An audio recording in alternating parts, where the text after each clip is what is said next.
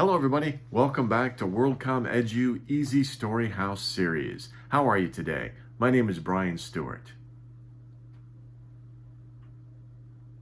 In this group storytelling project, we're taking a look at different stories, 25 different world-famous stories from English literature. Actually, of course, these stories have many different sources and different countries, so the original story may have been in a different language, but these stories are very commonly learned or read by kids in English environments. And many of them, of course, are very old, and they're very famous around the world.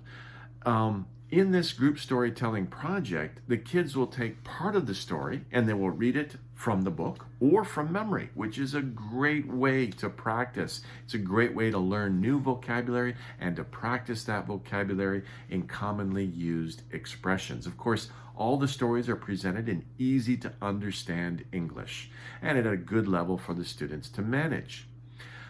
As an added bonus, each of these stories has a life lesson or a moral to them. So hopefully the students can pick up some important ideas or some important philosophy about how to live a good life. And that's what we have here today as well. We have the story, The Elves and the Shoemaker.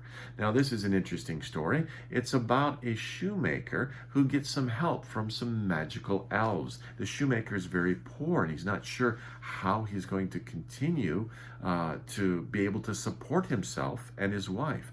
But he gets some help from some elves and other people as well.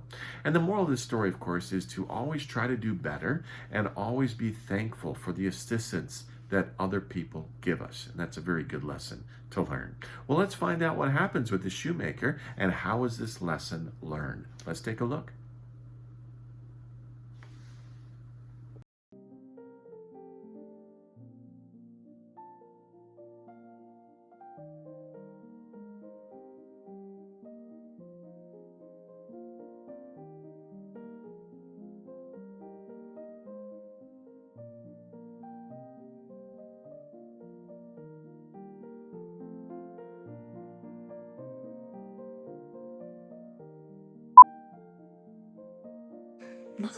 Page 2. There is a kind shoemaker. He has a kind wife. They are very kind but poor. Page 3. Every day the shoemaker makes shoes. He lays out his ladder. He draws different shoe shapes. He cuts them out. Then he sews them together. Page 6. So he lays out his ladder. He draws a special shoe shape. Then he cuts it out. The shoemaker yawns. He leaves the ladder on the table. He says, "I'm so tired. I can show this tomorrow." Show this tomorrow. Page 13. Every morning, the shoemaker wakes up and finds beautiful shoes on his table. The shoemaker and his wife become rich. Their shoes are very pretty. Everyone buys their shoes now. The shoemaker and his wife are very happy. Page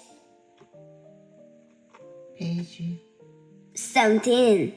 The shoemaker and his wife are surprised. They want to thank the elves.